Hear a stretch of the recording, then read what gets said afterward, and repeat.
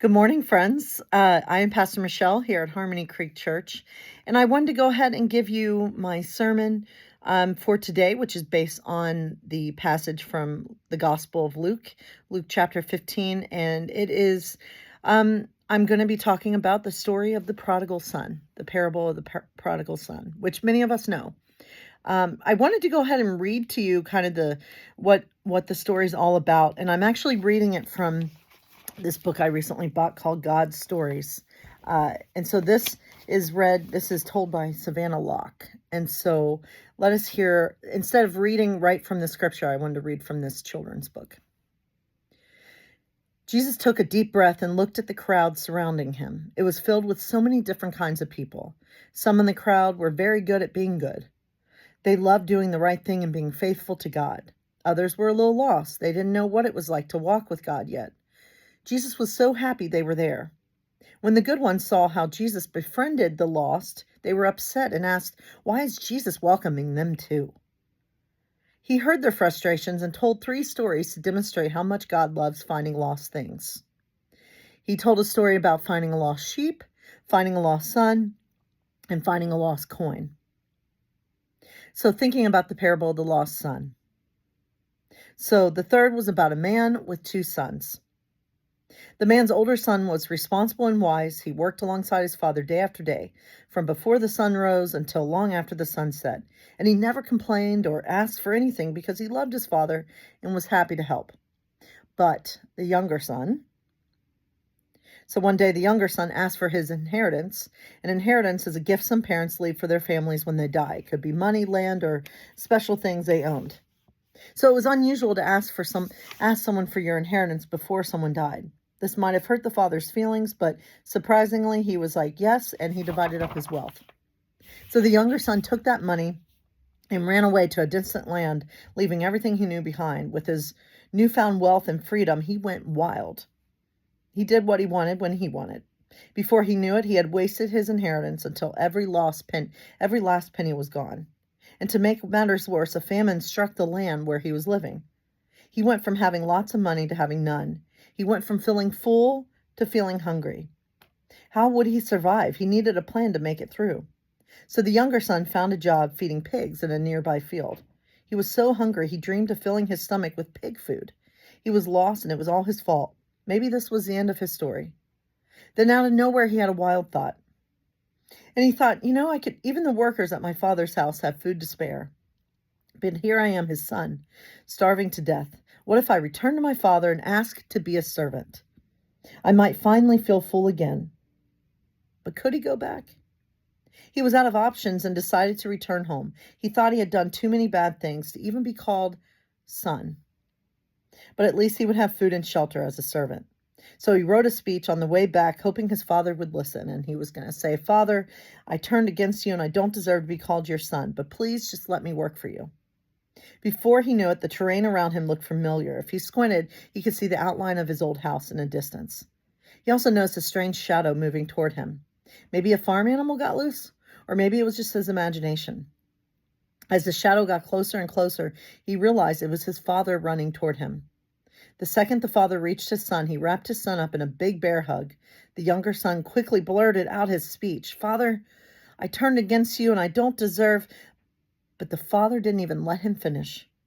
His son was home. He called out his servants. "Quick, dress my son in the best robe. Get him a ring and sandals. Let's throw a massive party to celebrate.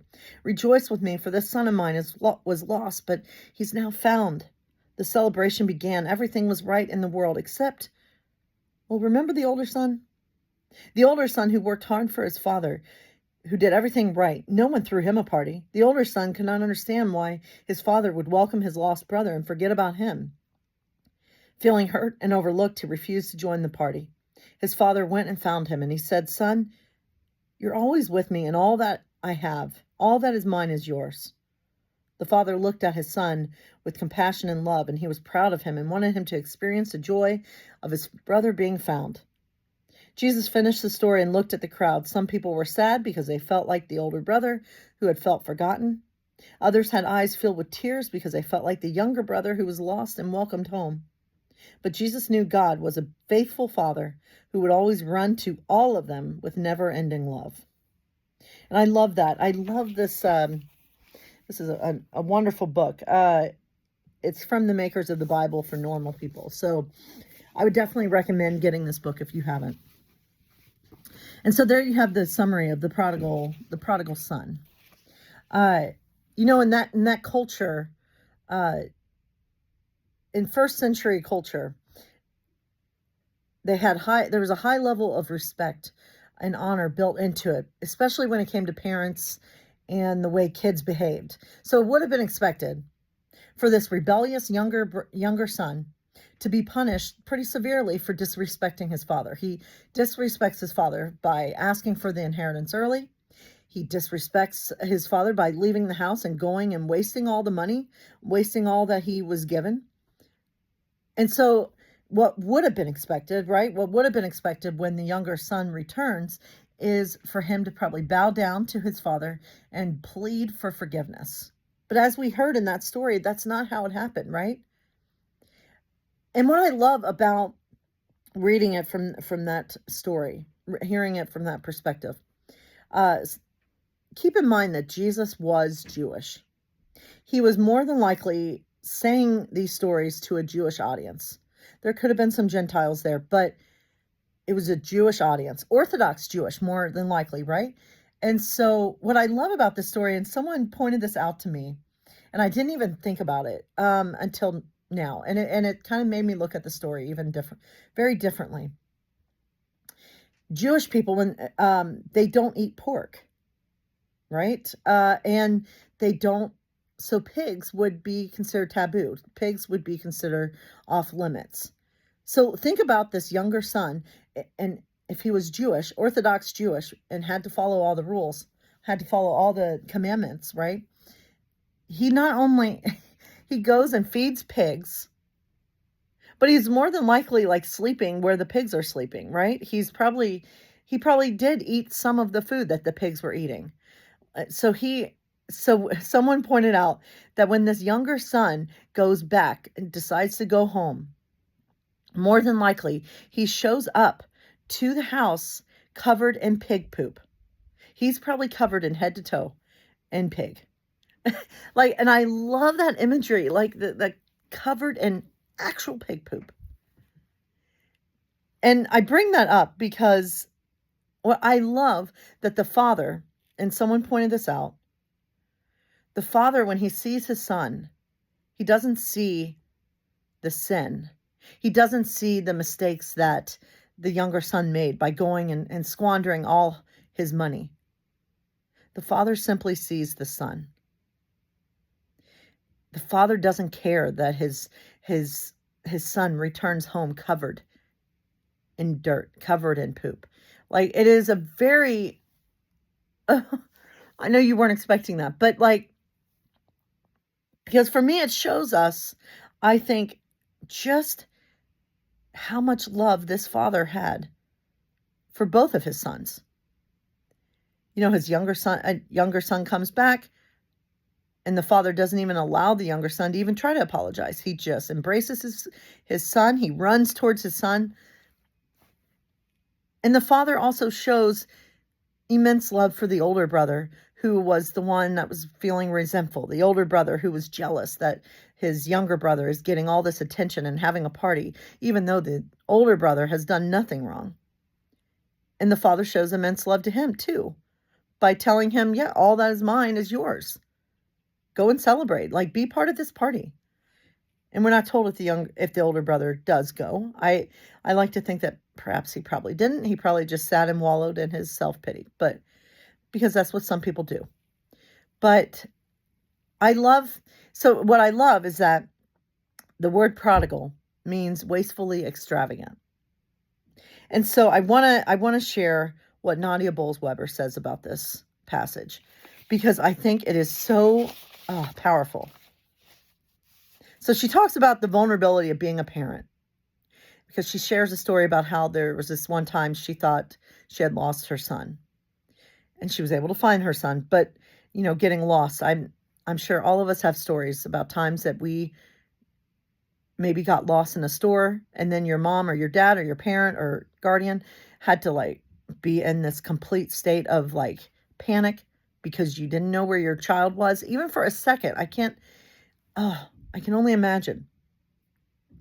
It happened.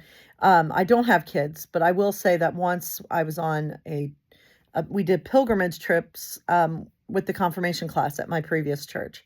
And so we would go to St. Louis, we'd go to Memphis and take these little trips.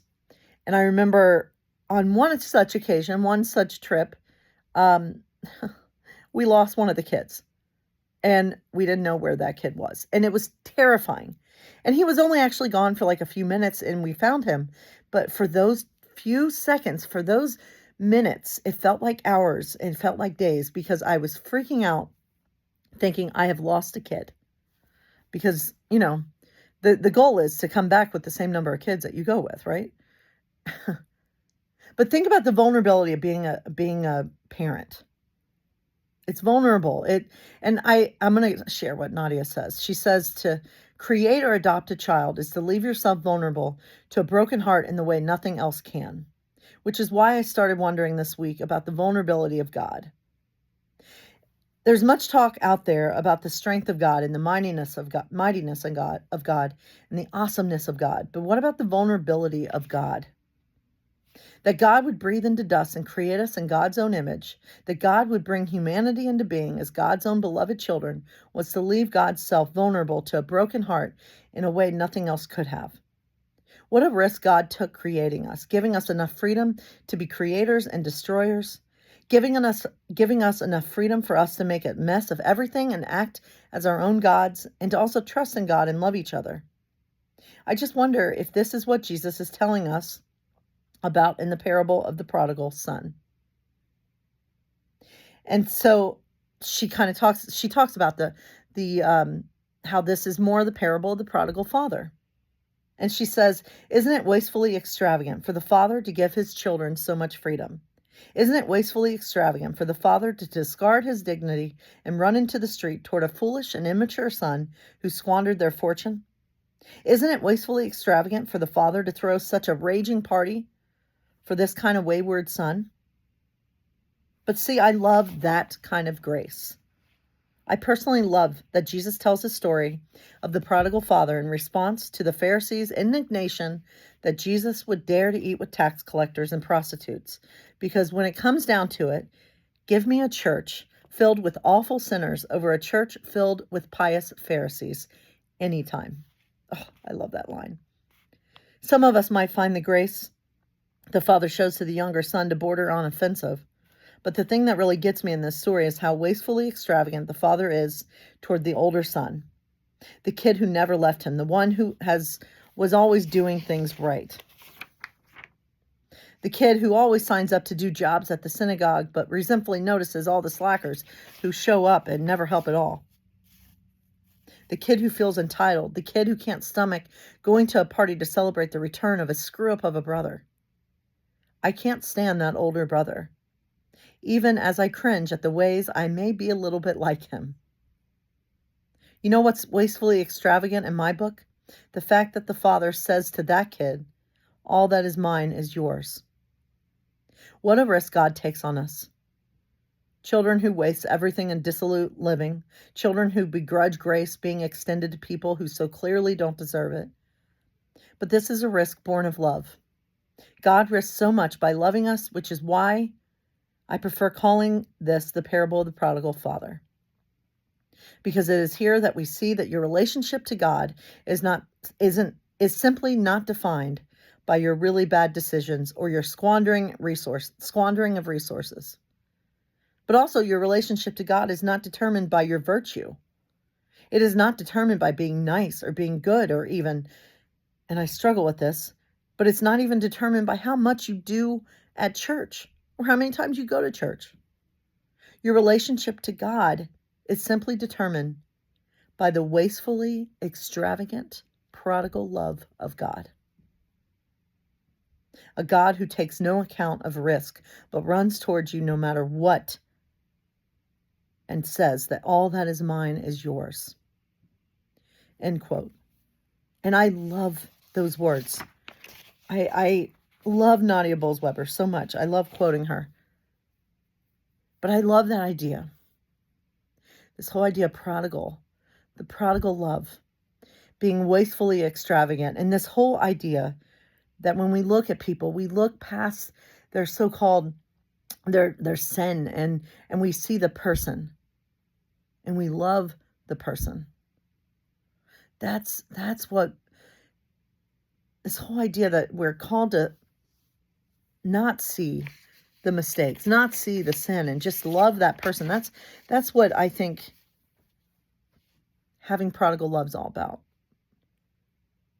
You know, I love the quote from Ted Lasso when Ted says, "At the end of the day, I hope that either all of us or none of us are judged by the actions of our weakest moments, but rather by the strength we show when and if we're ever given a second chance." End quote. So I think this whole idea of loving people is to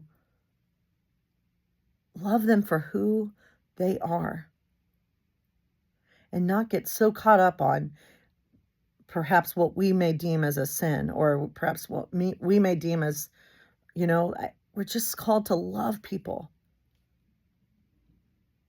because we are more than our mistakes, right? We are more than our scars. Because when God looks at us, and this is what we're called to do, we're called to look upon the world with God, with the eyes of love, with the eyes of God, as best as we're able. And it's not always easy. But when God looks at us, God doesn't see all the mistakes that we've made, all the times that we have screwed up. God doesn't see that. God just sees us, beautiful children of God. And we're called to look at people in that way as well. So there you have it, my friends. May you always know that you are beloved. And may you spread that kind of love to as many people as possible. I love you all, and I hope you have a wonderful week.